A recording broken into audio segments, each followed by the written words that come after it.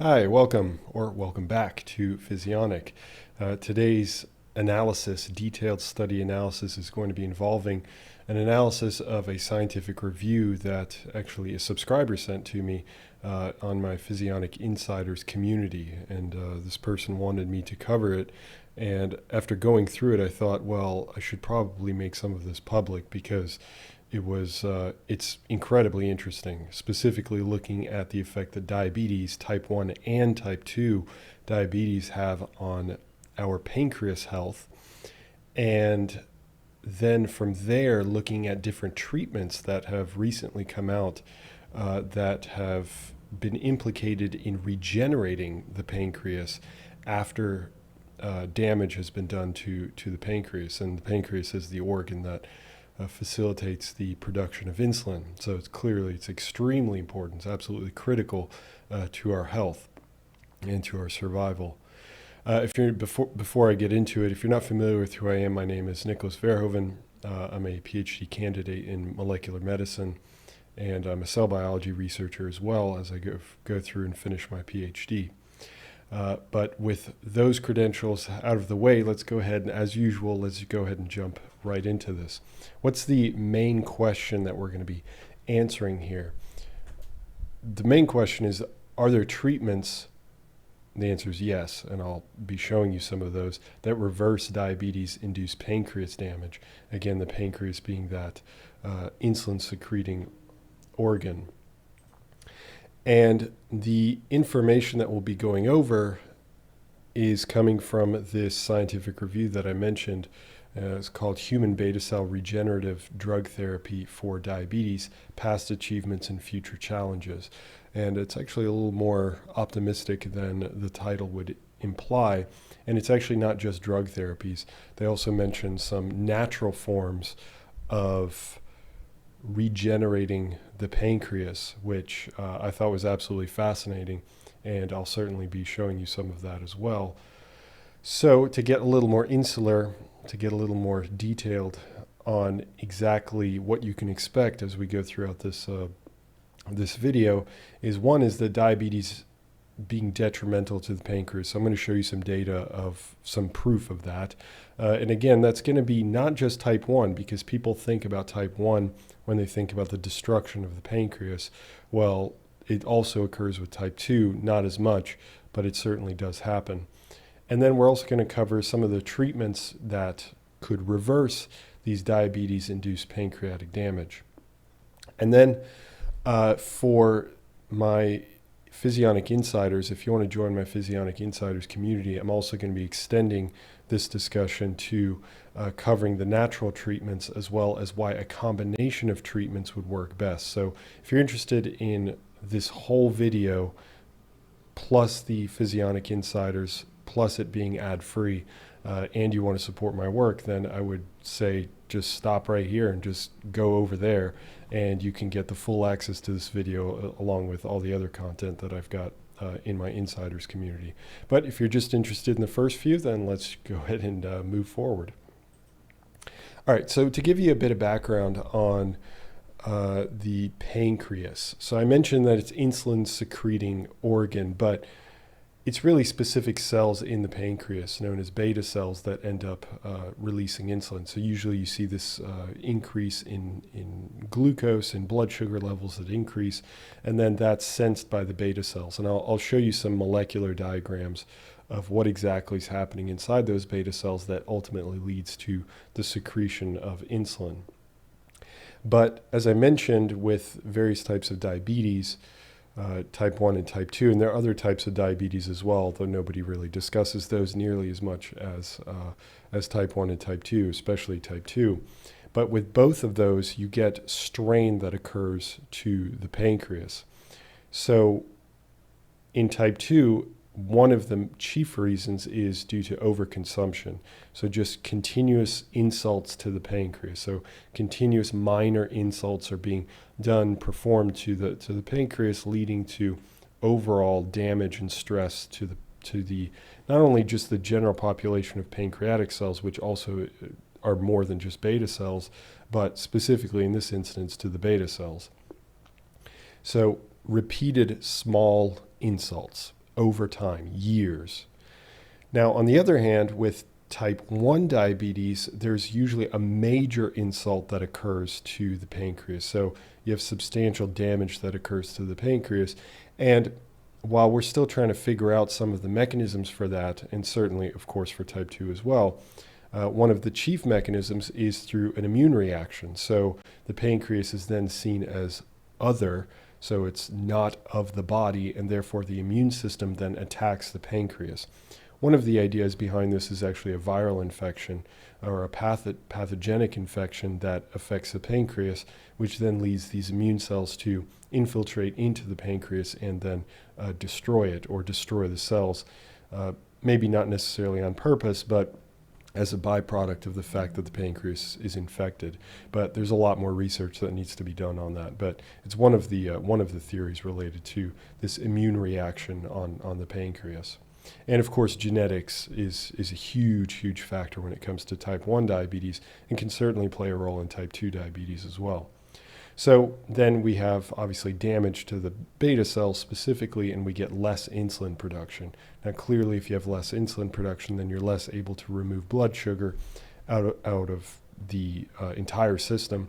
And then you start having things like glycation and things of that nature, which ultimately lead to neuropathies, which mean that your nerves start having serious issues with nerve conditions, with vascular conditions. Your hands don't work as well. You become blind. I mean, there's all kinds of problems that happen with having exceedingly high levels of blood sugar.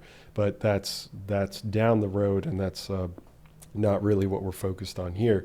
What we're focused on is specifically what happens to the pancreas and that release of insulin.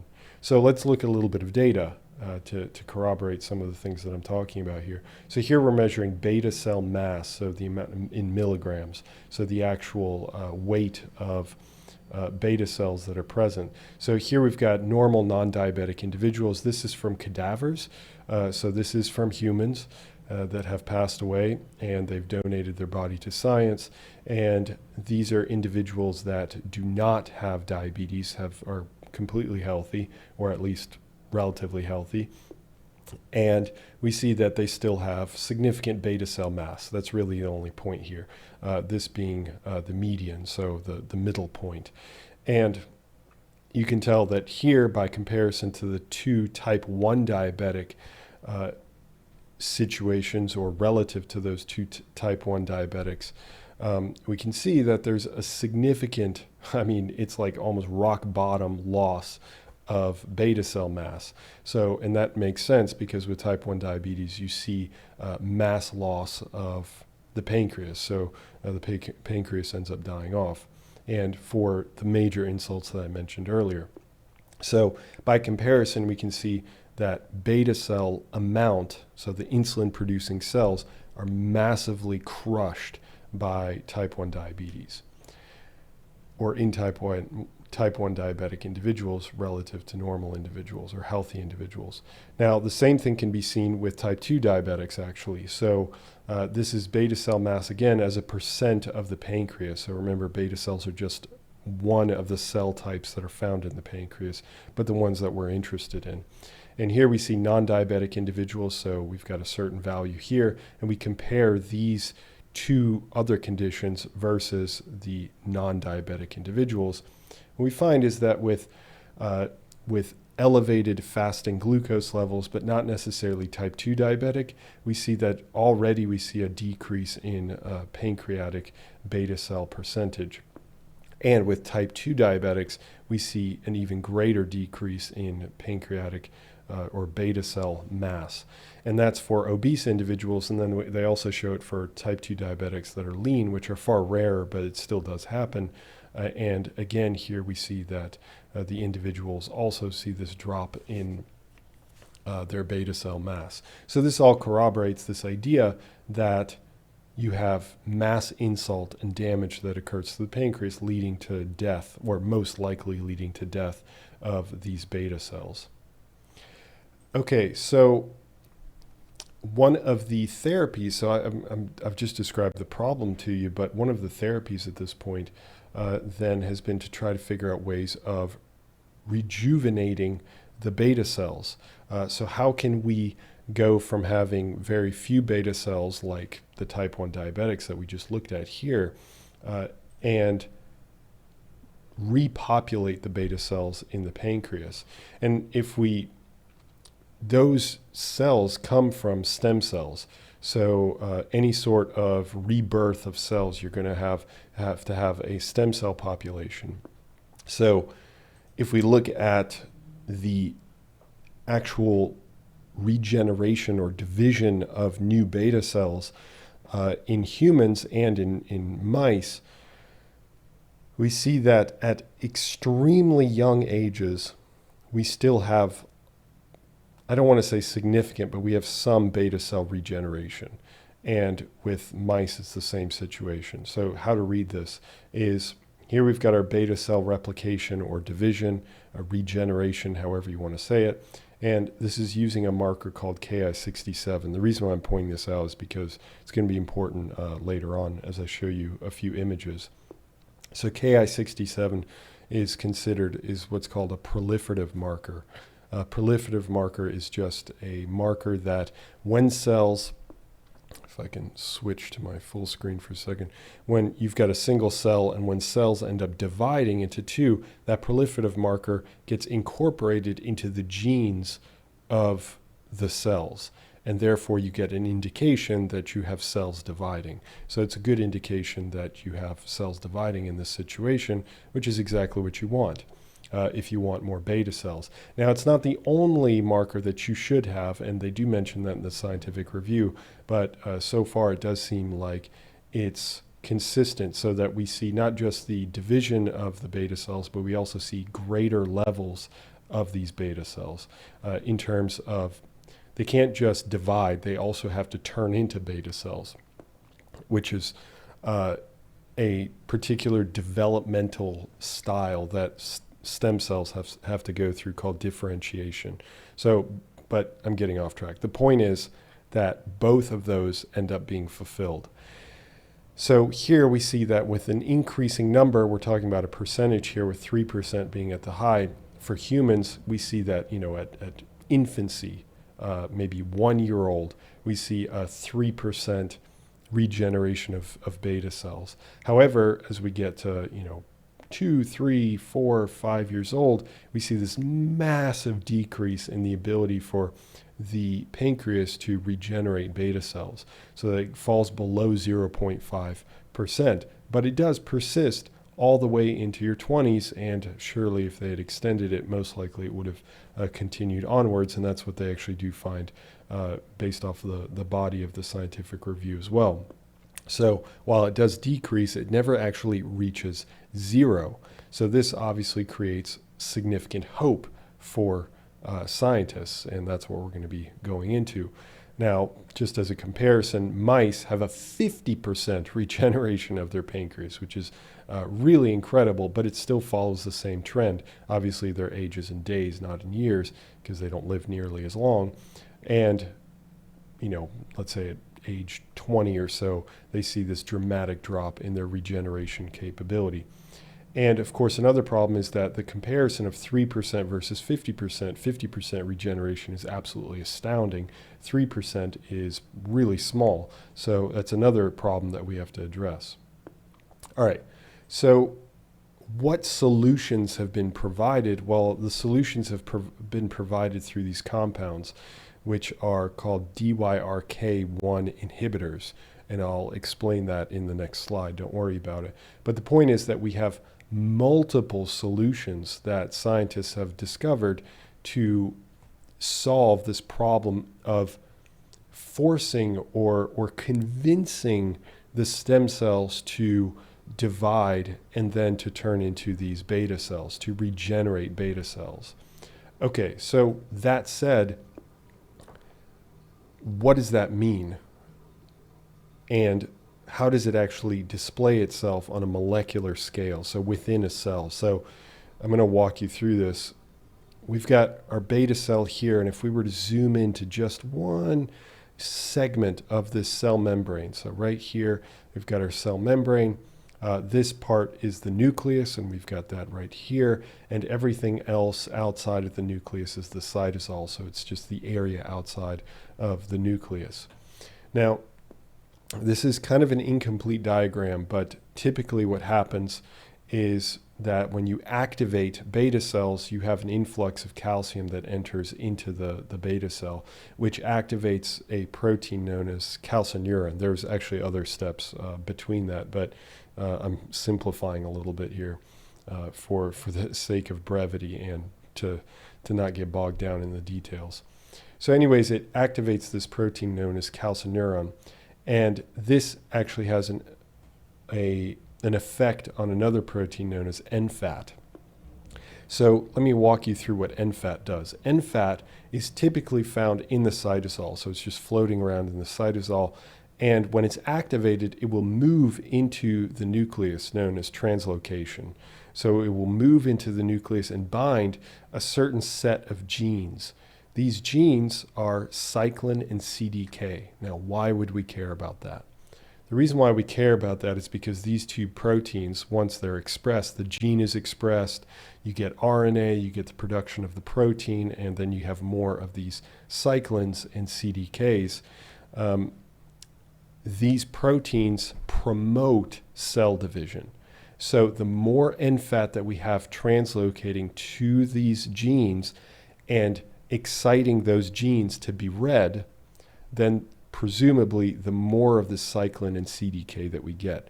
Now, contrary or in the opposite direction, you could get either less expression of these proteins, or you could get greater expression of what are known as CDK inhibitors, which obviously inhibit the cell cycle progression. They inhibit the division of the cells. So NFAT is implicated in both of those. So decreasing CDK inhibitors and increasing cyclin and increasing CDK, which then lead to greater, the probability of greater cell division, so more beta cells being produced. So the reason why I explain this all to you is because a lot of this is dependent on this NFAT protein. So it has to move from the cytosol to the nucleus. And how it does that is it's sequestered or kept in the cytosol because of a tag known as a phosphorylation tag. So this phosphate molecule that's attached to NFAT keeps NFAT in this region of the cell, so in this region of the cell, but it does not allow it into the nucleus. Now, when calcium enters the beta cell, it will activate indirectly calcineurin, which will then remove the tag from NFAT, remove this phosphate, and allow NFAT to enter into the nucleus and bind the cyclin and the CDK genes. Now, the reason why I'm mentioning all this is because we have another protein that's found in the nucleus called DYRK1. And DYRK will add a phosphate back onto NFAT and boot it back out of the nucleus, therefore removing it from these genes and therefore reducing their excitement or reducing them being read. Clearly, that's antithetic to the idea of cell division. So researchers thought to themselves, okay, well, what happens if we block DYRK? What if we inhibit DYRK so that once NFAT is activated, as in that phosphate is removed by calcineurin and it moves into the nucleus, what if it stays there and it doesn't end up being kicked back out almost instantaneously? So that's exactly what these drugs do. What all of these different compounds do is that they inhibit DYRK. All right, so now I'm going to show you a little bit of data from all of what I've been talking about. I'm going to walk you through this as well. So here we've got a list of a series of these different compounds, these different drugs, and we've got increasing concentration of these drugs, and then we've got increased levels of Ki-67 in insulin secreting cells. I believe these were also in human cells. So as they increase the concentration of each drug, obviously not all the drugs started out at this D mark, which is essentially 0. But you see that overall with each one of these drugs, and they're not testing all of them here, but with each one of these drugs, that you see increases in Ki67, which again is that proliferative marker, which is again that marker of cell division. So with, for example, let's look at GNF. So GNF, obviously all of these, if you start at the 0 mark or the D mark, which is 0 essentially, I think it's DMSO right here. So DMSO is just it doesn't matter too much. The point is, again, I'm not trying to get bogged down in the details. The point is that there's no treatment being added. So none of the drugs are being added. So obviously you're not going to see any proliferation. You're not going to see any sort of Ki67 positive cells, because why would you if you don't do anything? But if you slightly increase the concentration where you actually do add the drugs, so let's look at GNF, which is following this blue line right here, we see that at low concentrations we start to see a little bit more of this cell proliferation marker. Now if we increasing a little bit more to 0.3 micromolar, which is a concentration, then we see even greater effect. And what if we increase it to 1 micromolar or 3 micromolar? Well, we see this sudden massive spike in the beta cells incorporating Ki67, which is a marker of cell division. So we see increases across the board. Now, really the minimum dose is about 1. Minimum effective dose is 1, in that if we go up to 3, we don't see marked increases. So we see a huge increase from 0.3 to 1, but we don't see a huge increase from 1 to 3. Now, what you'll notice, and I'm sure you've noticed this, is that if you continue 1, 3, 10 micromolar, all good, everything's the same, you're getting maybe about 4% regeneration of these cells or cell division in general. Now, suddenly when you go up to 30, you get a massive drop back down to 0. So that's because there's a problem.